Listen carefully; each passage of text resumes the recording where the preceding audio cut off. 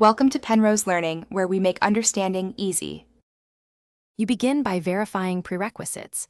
Confirm the Ecdis model and the current AIO version so you don't install an incompatible build. Once done, backup charts, user profiles, and system logs to an external drive or ship server. This safeguards navigation data.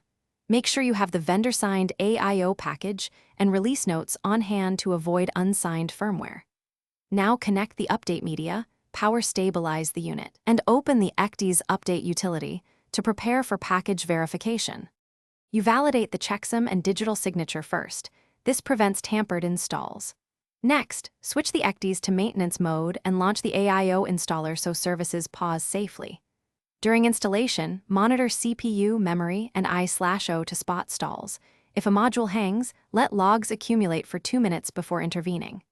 Install modules in sequence: core system, chart engine, communications middleware, then the user interface, because dependencies must be resolved in order to avoid runtime errors.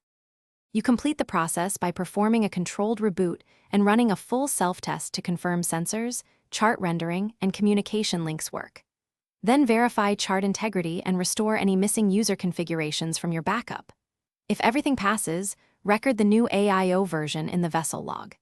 If things go wrong, stalled boot, corrupt charts, or service failures, revert to your backup, keep the update package and system logs, and contact the vendor with timestamps and failure logs for expedited support.